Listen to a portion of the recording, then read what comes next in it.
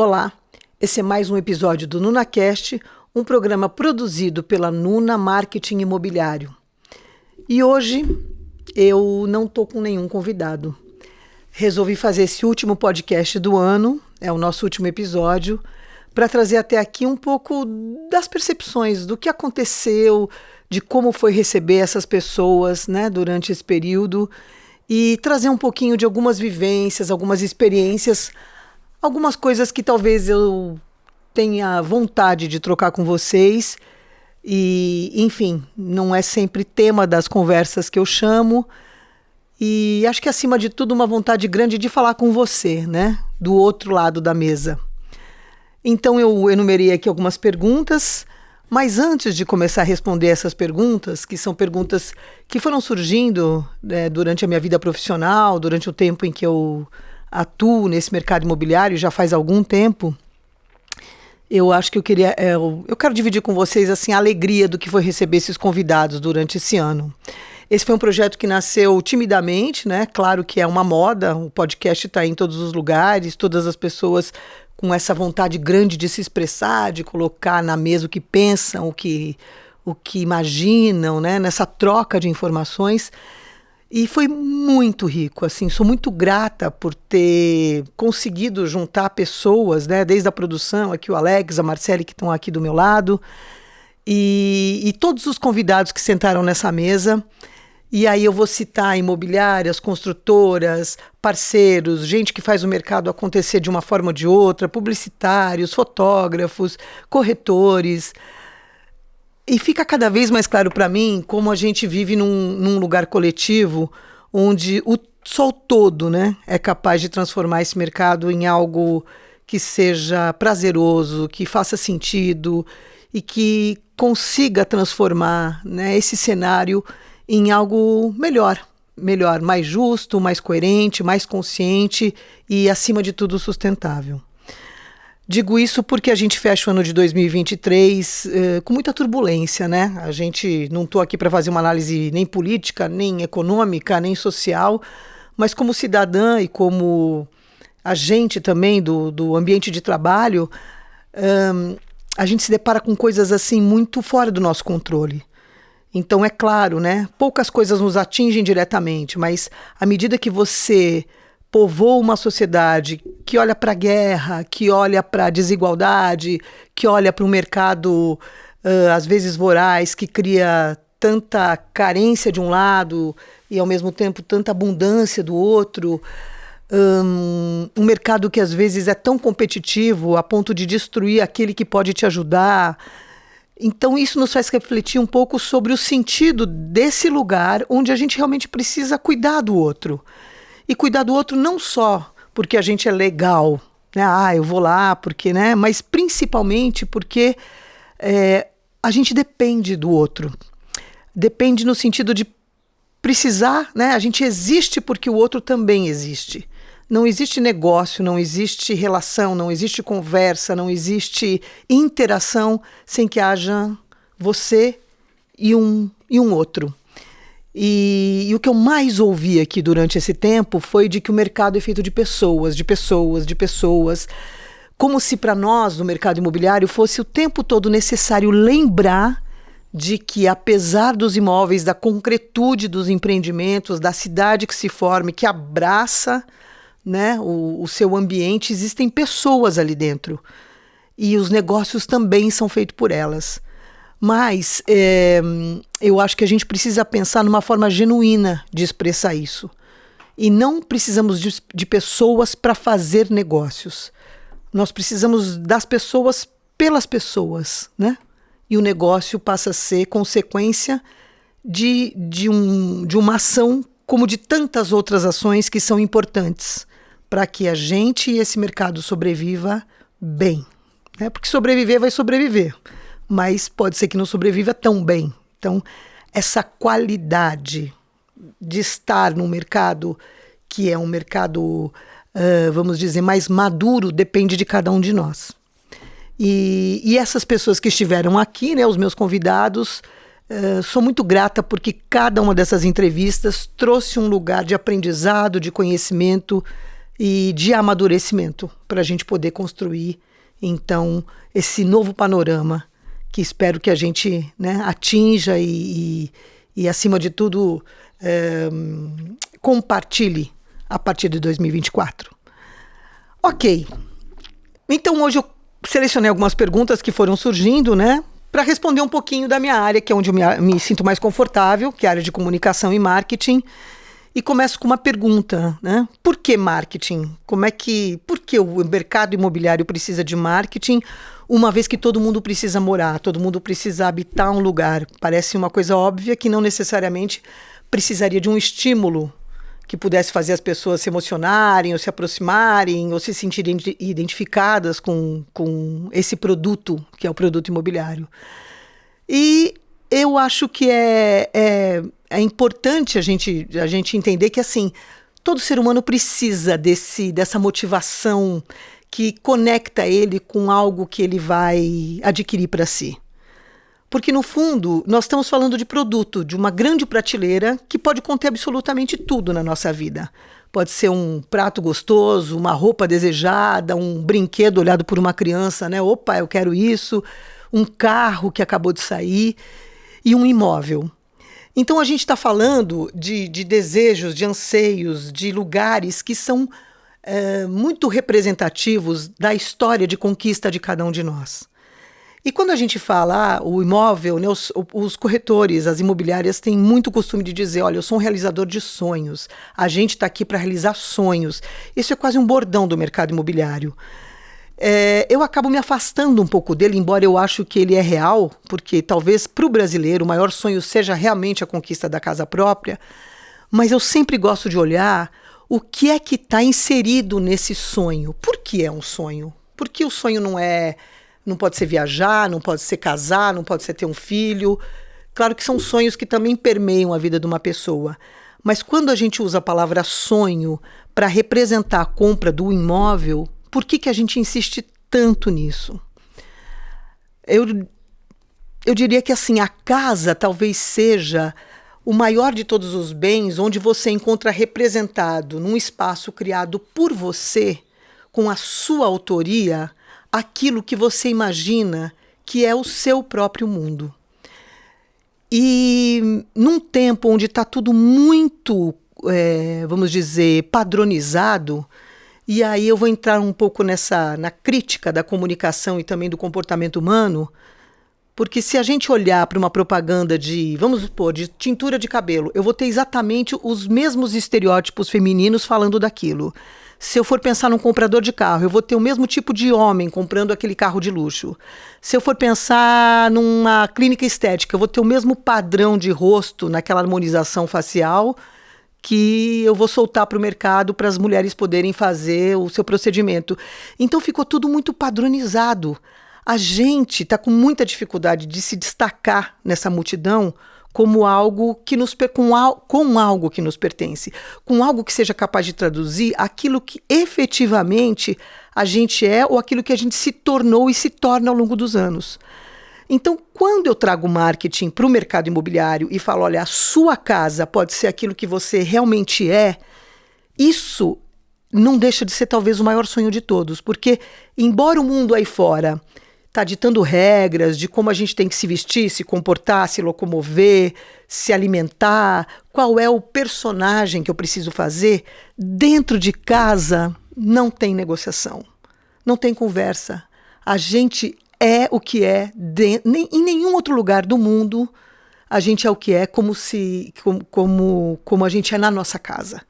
Então, a casa é o espaço mais genuíno onde a gente pode expressar e ser aquilo que genuinamente a gente é. Por isso que talvez esse sonho da casa própria, além de ser um patrimônio, e aí nós estamos falando de dinheiro, de herança, ou de poupança, ou de investimento, não importa.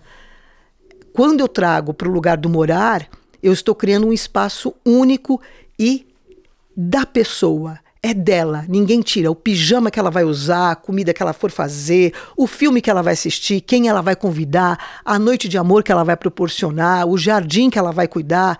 E é tudo do jeito dela. Por isso que é inesgotável o arsenal de ferramentas que a gente tem para fazer um bom marketing. Porque se cada um de nós é capaz de imprimir a sua casa, a sua identidade, o seu carimbo, a sua chancela, a sua autoria, eu estou falando de, no mínimo, um universo por pessoa. E isso cria um campo inesgotável para mim criar proximidade e desejo de quem está olhando para o imóvel e de quem está vendendo e criar a vontade da compra ou da locação por esse espaço. Uma segunda pergunta que está aqui é assim: existe criatividade em um mercado que vende sempre o mesmo produto, o imóvel? Então, embora pareça uma pergunta com uma resposta parecida à que eu dei anteriormente, eu diria que assim, além dessa questão subjetiva, né, que transforma o imóvel no sonho de cada um por razões que eu já conversei, já trouxe aqui, a criatividade é um campo inesgotável quando a gente está falando de venda de imóvel, ou de um empreendimento, ou de um lançamento. Porque uma das coisas, gente, que mais me encantou quando eu entrei no mercado imobiliário, né, e aí trazendo um pouquinho da minha personalidade, eu sou uma mente inquieta, que o tempo todo está buscando novidade, quer, até demais, mas é fato que por que eu me senti atendida, né, alimentada por esse mercado? Porque quando você está falando de mercado imobiliário, você está falando de arquitetura, de paisagismo, de localização, de sociologia, de antropologia, você está falando de psicologia, você está falando de design de interiores, de sustentabilidade, de técnicas de jardinagem, floricultura, você está falando de conforto térmico, acústico, de tecnologia, ou seja, o espectro de possibilidades e de conhecimento que te propõe esse mercado não te deixa parada no mesmo lugar nunca. Então, cada vez que um imóvel chega, um empreendimento ou uma imobiliária chega, principalmente na agência, a gente tem o cuidado de ter um olhar único para entender o DNA, tanto daquele produto, né, ou daquele serviço que está sendo oferecido, como do público que vai absorver aquilo.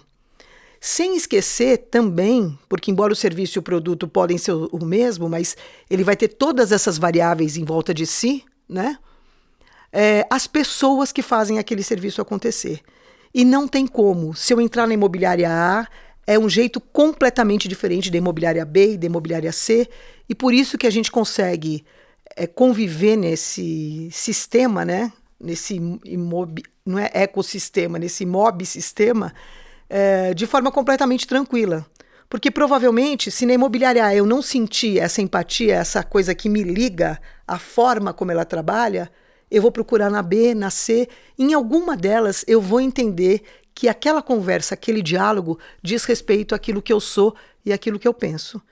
Então, quando a gente traz ações de comunicação e marketing para cada um desses clientes, eu preciso entender muito bem a matriz, né? A matriz que forma, que constitui aquele negócio e a matriz das pessoas que se sentem identificadas e próximas desse negócio.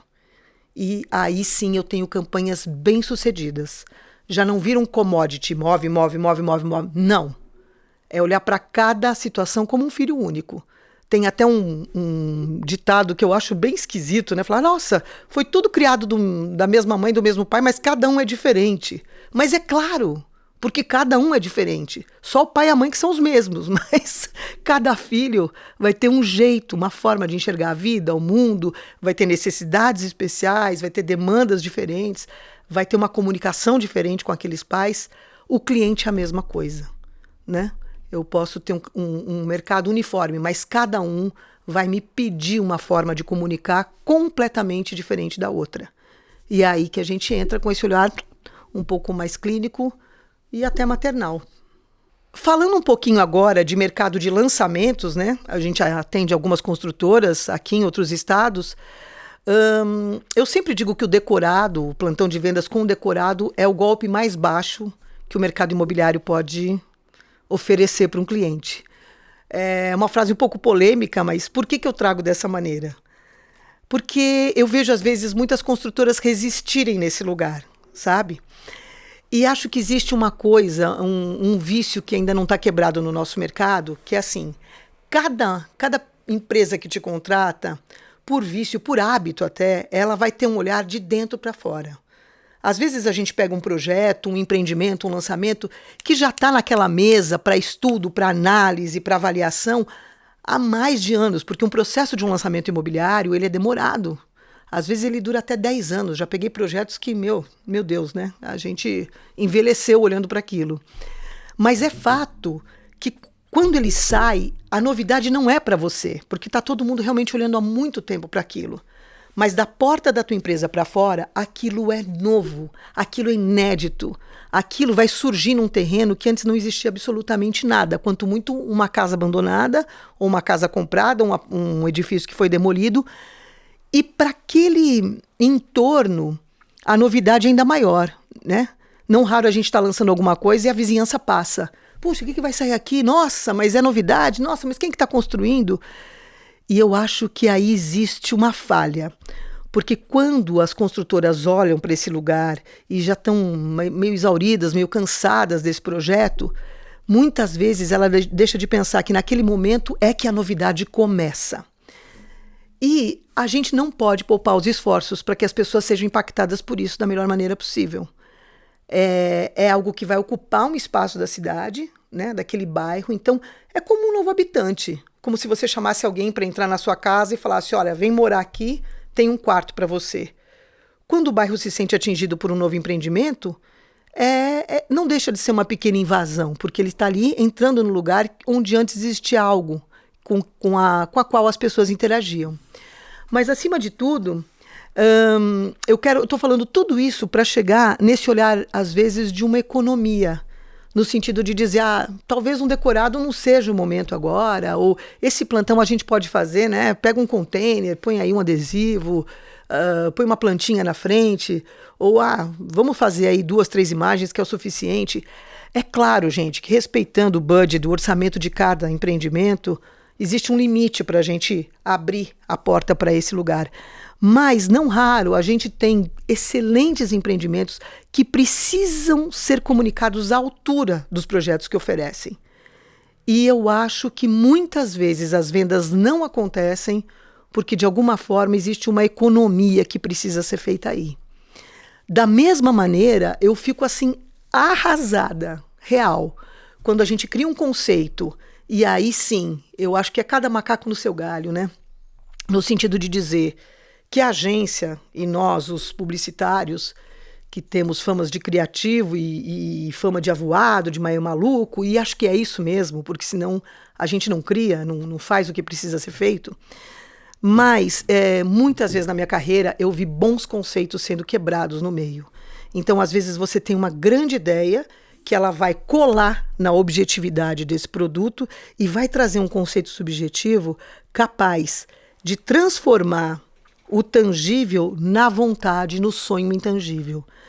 E, não raro, uma cabeça mais cartesiana não consegue entender esse lugar e vai economizando, não digo nem verba, vai economizando ideia, vai economizando estímulo, vai economizando esse caminho dessa comunicação criativa que só o conceito de um empreendimento pode trazer.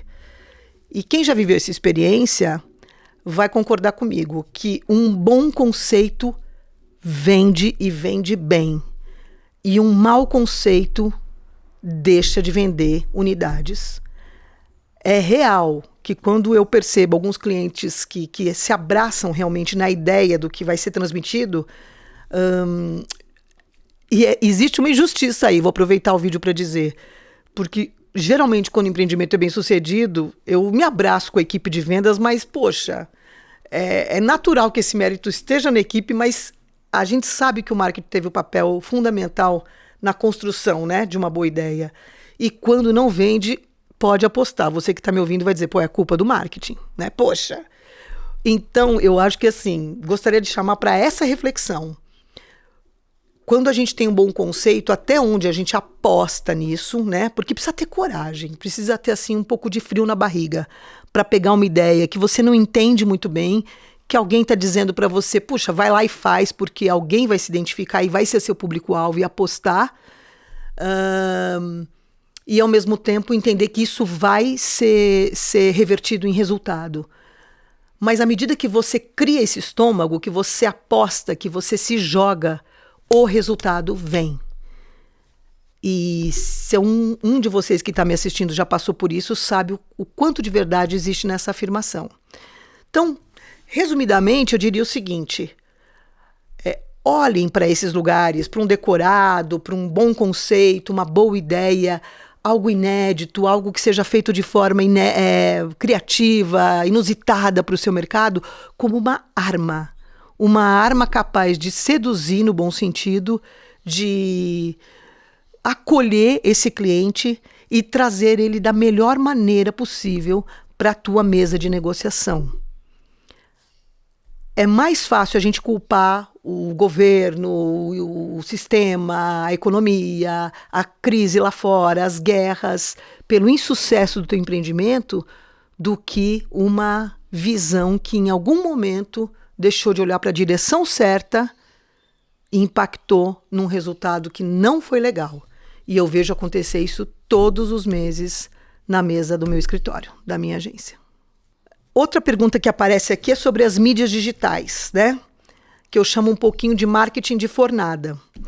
O que acontece? A gente foi impactado pelas mídias digitais, e aí eu vou poder dizer um pouco a favor até da minha idade, porque eu acabei pegando nesses 20 anos toda a transição, né?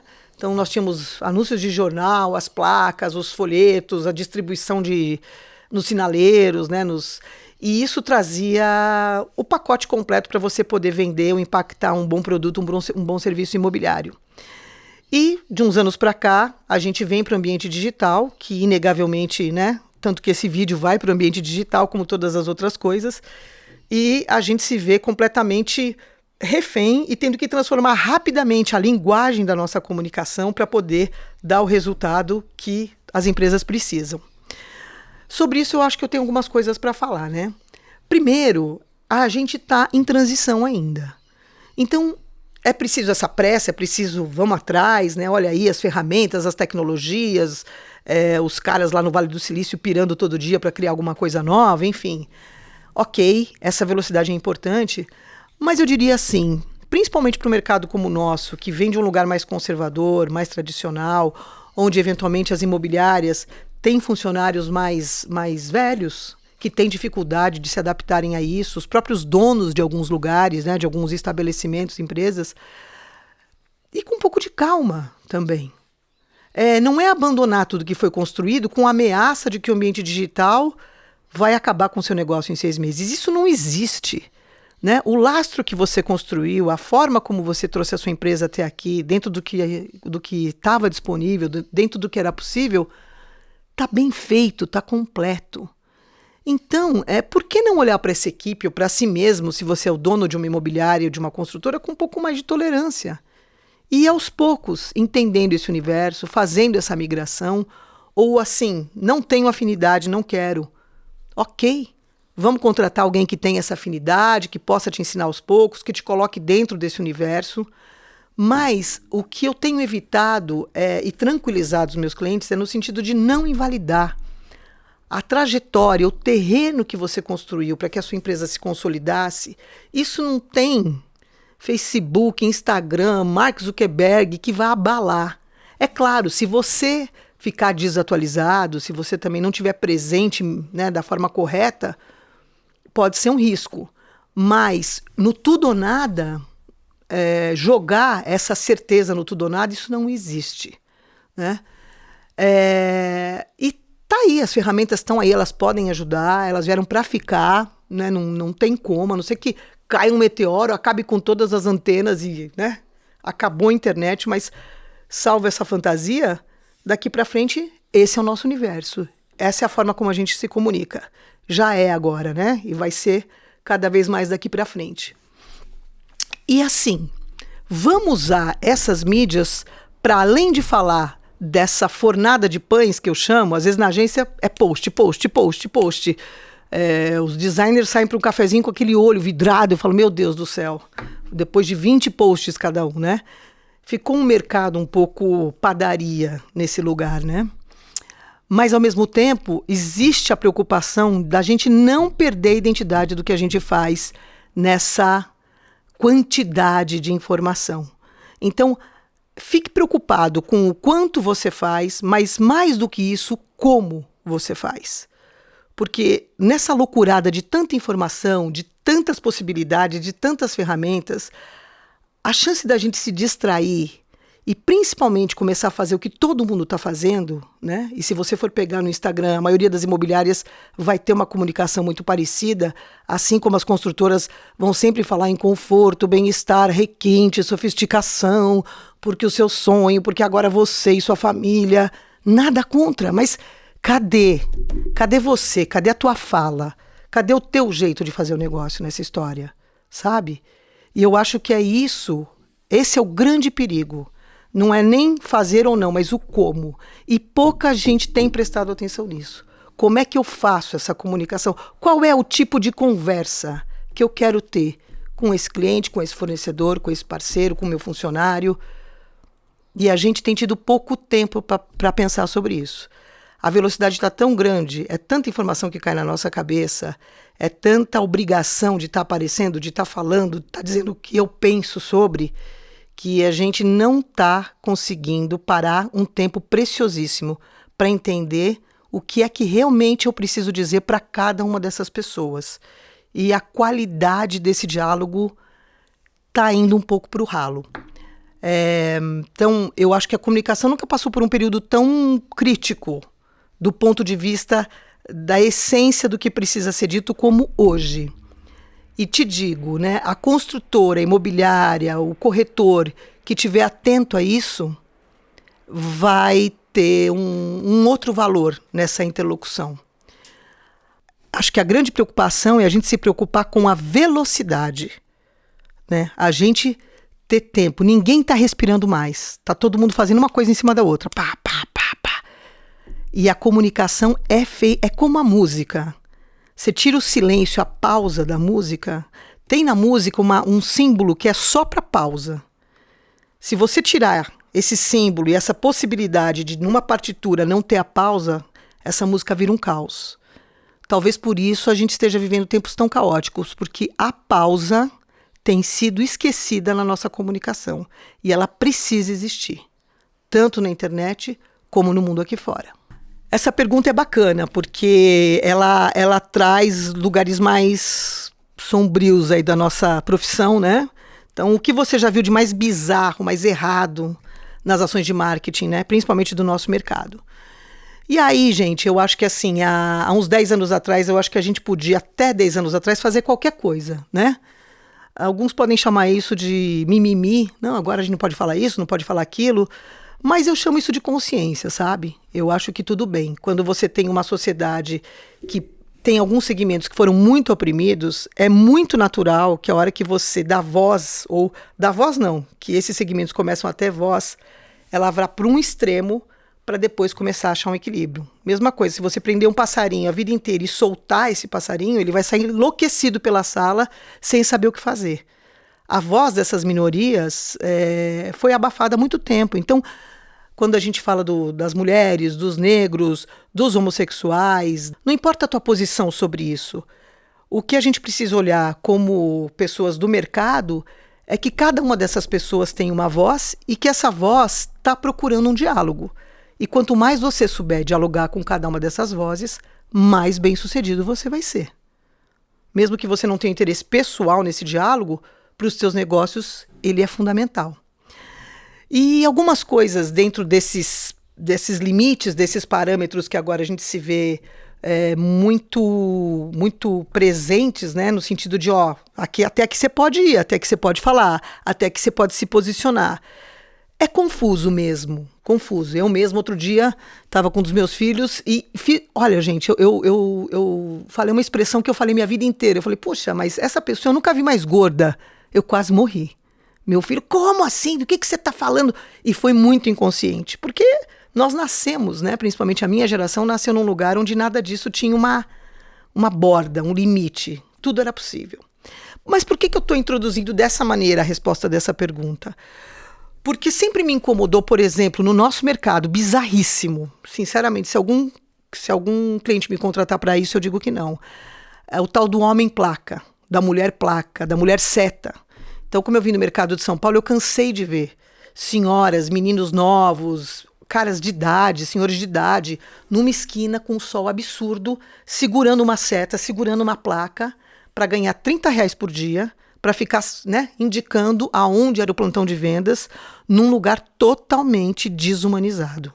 Então eu transformo aquela pessoa num poste, eu transformo aquilo num pau de madeira, coloco aquele banner. E por que isso começou a ser feito? Porque a prefeitura começou a proibir a presença de placas. Aí passava um caminhão, retirava as placas, e como esses clientes tinham pago pela mídia, a solução foi colocar pessoas no lugar de cavaletes para poder sinalizar. Esse é o tipo de coisa que eu não consigo pensar hoje, sabe? E confesso que uma empresa que adota esse tipo de ação, né, com essa negligência ao ser humano, dificilmente vai encontrar eco, principalmente nessa nova geração, que entende que a gente está falando de um coletivo, de um espaço compartilhado, onde esse respeito ele é cada vez mais exigido por todo mundo. Então isso para mim foi muito bizarro, até hoje, e homem-placa não consigo nem dimensionar, né, aonde que isso pode caber no empreendimento que oferece principalmente qualidade de vida para as pessoas e bota uma pessoa para virar placa na esquina do seu empreendimento. Isso foi bizarro. Outra bizarrice que eu acho que tem, agora bizarrices mais comuns, né? Então, assim, isso mudou com a mídia digital e acho que isso foi um ganho para todo mundo. O desperdício de papel. Então, antigamente faziam-se milhares de folders, né? E não raro a gente contratava pessoas da área promocional e também num lugar quase que de uma semi-escravidão, porque você colocava o piá lá das 9 da manhã até as 6 da tarde, com uma garrafinha de água para entregar 5.000 panfletos. E eu cansei de encontrar caixas e caixas de panfletos atrás daquela moita da praça, porque o cara não dá conta, né? Então, eu acho que isso cada vez mais, a gente está cada vez menos presente no nosso mercado. E acho também que a gente abusou um pouquinho, né? Não digo abusou, mas talvez a gente esteja fazendo cair por terra isso não chega a ser bizarro, mas me incomoda, esse lugar idealizado, dessa família idealizada. Então é sempre o pai, a mãe, os 2 filhinhos, olhando para o horizonte, com aquela casa linda atrás. Não tem como negar que isso ficou em 1815. Eu não vou esquecer, quando eu vou para São Paulo, eu volto para São Paulo às vezes para visitar minha turma lá, tinha a fábrica da Panko, né? E tinha um cartaz gigante ali na fábrica da Panko, e era assim, uma frase: boa viagem, papai, nós e a mamãe estaremos te esperando na volta. E tinha uma moça assim com um vestidinho e 3 filhos, e eu falei assim, mas como? Boa viagem, papai? Por quê? É sempre o papai que está viajando? É sempre a mamãe que está esperando com os 3 filhos? E sempre pensei quando é que eles iam apagar isso, porque tá fora. Não que não tenha um papai que viaje, mas a sociedade, as famílias, as combinações são totalmente diferentes. E para o meu alívio, outro dia eu passei e aquele outdoor, que devia estar lá há 50 anos, foi apagado. Aquela frase já não existe. Ai, tô louca para fazer uma frase e oferecer para o dono da Panko, mas não fui chamada ainda. Mas é fato que a gente tem que começar a comunicar essas famílias de outra maneira, né, gente? Então, tudo bem, a família tá ali, mãe, pai, mas colocar os outros personagens que já fazem parte dessas configurações do afeto na nossa sociedade são para ontem, né? Nós temos hoje a possibilidade de criar outros arranjos, outras formas de estarmos em sociedade, em trocar afeto, em formar nossas famílias, e que estão habitando os imóveis que a gente comercializa. E fora do clichê, fora do lugar estereotipado. Eu ouço muitas vezes as pessoas falarem assim: esse prédio é para gay, esse prédio é para idoso, esse aqui é só para cara separado. Gente, por favor, vamos tirar as pessoas das caixas. Não existe prédio para esse, prédio para aquele, edifício para aquele, porque aqui não. Tenta entender que atrás do gay existe um ser humano, porque assim, a opção sexual dele pode ser gay, mas ele não é gay, ele é o Roberto, ele é o Juliano, ele é o Sérgio, ou é a mãe separada. Como mãe separada? Pode ser a Adriana, pode ser a Marcele, pode ser a Rita. eu tenho que ir atrás das necessidades dessa pessoa, do que transforma a vida dela em algo melhor.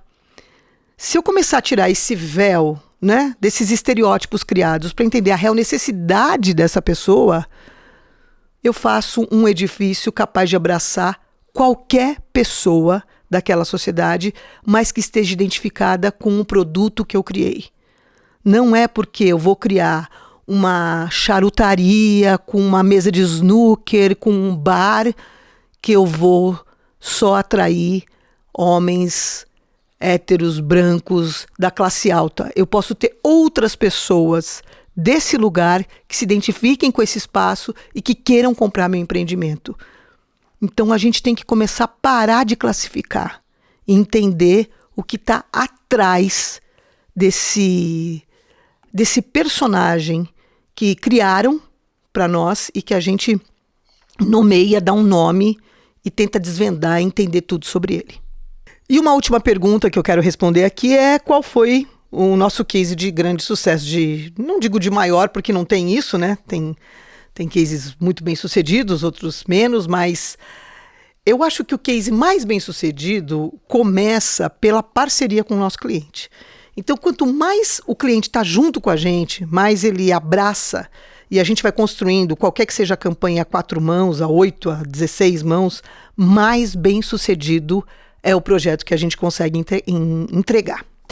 Digo isso pelo seguinte, porque como histórico, né, eu não vou deixar de mencionar aqui, isso não faz nem parte, foi quando eu não era Nuna ainda, eu era sócia de uma imobiliária aqui em Curitiba, uma grande imobiliária, eu estava na área de marketing, cheguei de São Paulo há pouquíssimo tempo naquela época, e a gente lançou o empreendimento Felite, e o Felite teve, entre outras coisas, uma campanha onde a gente criou sorrisinhos junto com a agência, não era agência ainda, sorrisinhos para as pessoas poderem colocar nas suas caras como uma máscara, né?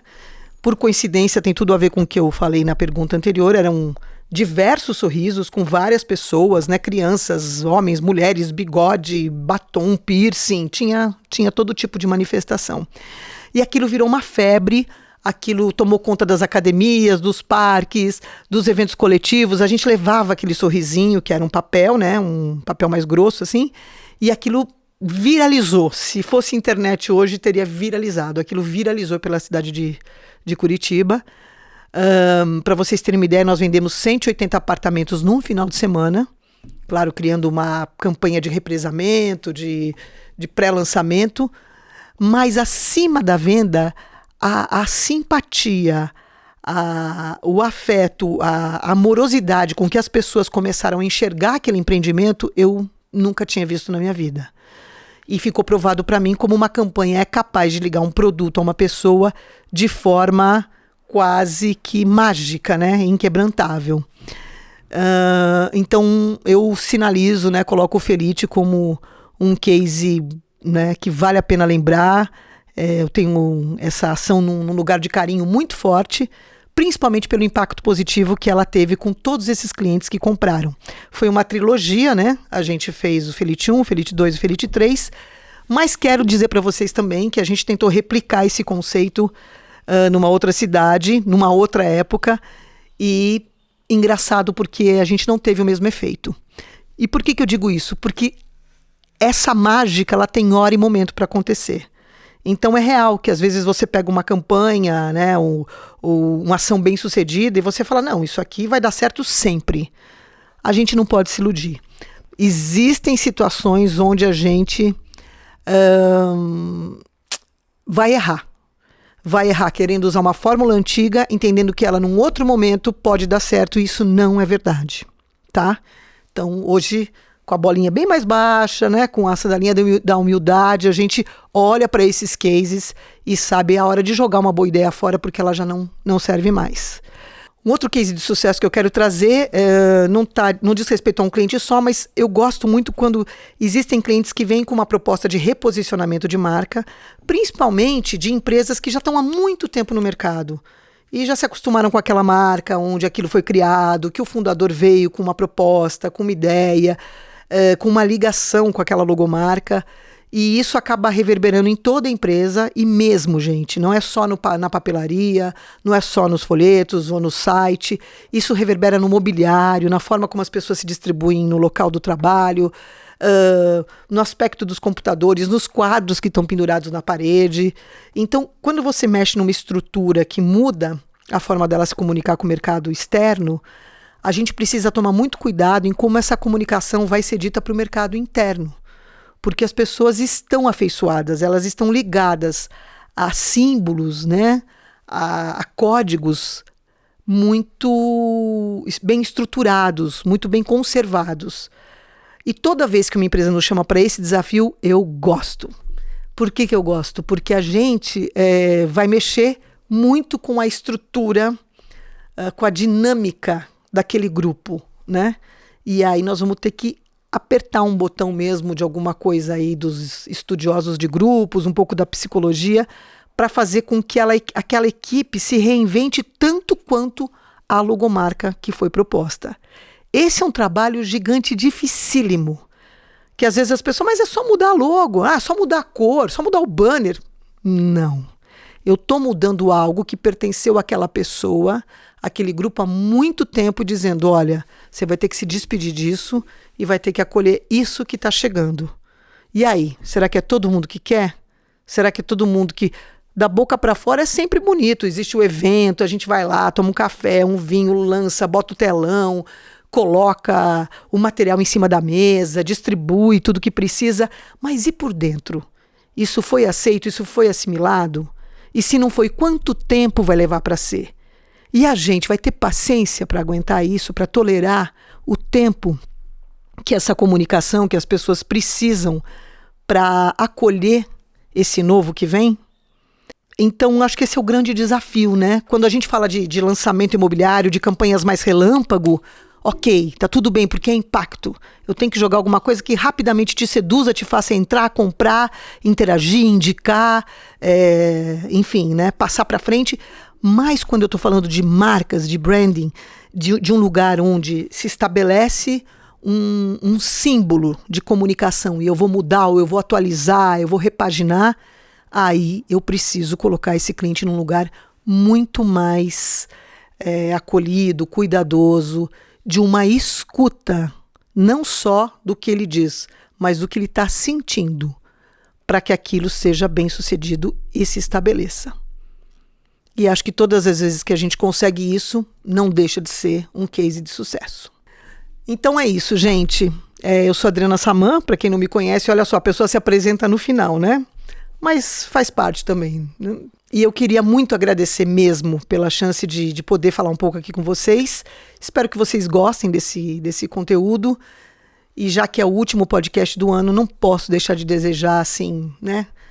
Boas festas, um feliz ano novo e que 2024 a gente, olha, leve da melhor maneira possível, que a gente tire de letra, que a gente se jogue mesmo. E eu vi uma frase de uma pessoa que eu respeito muito essa semana, que ela falou assim, poxa, não te deram a vida de presente? Você não pediu, mas te deram. Então, faz dela o que você quiser, faz desse presente aquilo que você quer. Porque já que é um presente, desembrulha, né? E faz esse presente ser do teu jeito. E eu gostei disso. Não sei se foi bem isso, mas enfim, foi o que saiu agora. Então, desembrulha 2024 para você e que seja lindo. Um grande abraço.